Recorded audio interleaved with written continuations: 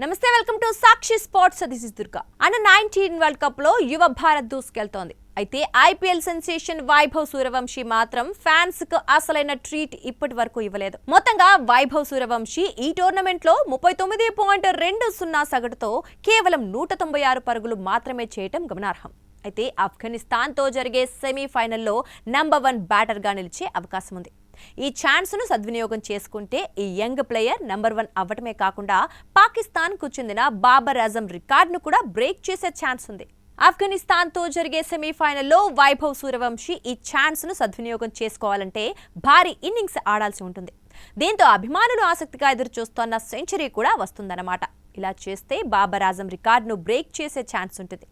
దీంతో అండర్ 19 వన్డేల్లో యాక్టివ్ ప్లేయర్లలో number 1 all time leading run scorer గా నిలిచే అవకాశం ఉంటుంది.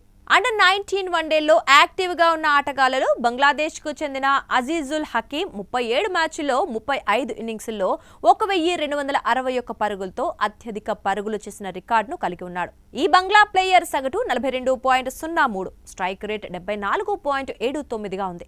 ఆ తర్వాత 23 మ్యాచ్ల్లో 23 ఇన్నింగ్స్ల్లో 1169 పరుగులు చేసిన వైభవ్ సూర్యవంశీ సెకండ్ ప్లేస్ లో నిలిచాడు. వైభవ్ యావరేజ్ 50.82, స్ట్రైక్ రేట్ 158.18గా ఉంది. ఇది అండర్ 19 వన్డే హిస్టరీలో ఏ బ్యాట్స్మెన్ కైనా అత్యధికం కావటం విశేషం. బంగ్లాదేశ్ టోర్నమెంట్ నుంచి తప్పుకుంది. దీంతో వైభవ్ సూర్యవంశీ అండర్ 19 వన్డేలో నంబర్ 1 యాక్టివ్ ఆటగాడిగా నిలిచే అవకాశం ఉంటుంది. బంగ్లాదేశ్ కు చెందిన అజీజుల్ హకీం ను అధిగమించి నంబర్ 1 ఆటగాడిగా నిలవాలి. ఇందుకోసం సెమీఫైనల్లో వైభవ్ 93 పరుగులు చేయాల్సి ఉంటుంది.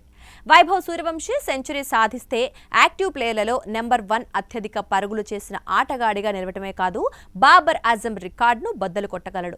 బాబర్ అజమ్ 36 అండర్ 19 వన్డేల్లో 35 ఇన్నింగ్స్ల్లో 1271 పరుగులు చేశాడు. ఇందులో 3 సెంచరీలు, 8 హాఫ్ సెంచరీలు ఉన్నాయి. యావరేజ్ 38.51, స్ట్రైక్ రేట్ 73.85గా ఉంది. అంటే పరుగుల పరంగా బాబర్ అజమ్ను అధిగమించడానికి వైభవ్ సూర్యవంశీకి 103 పరుగులు అవసరం.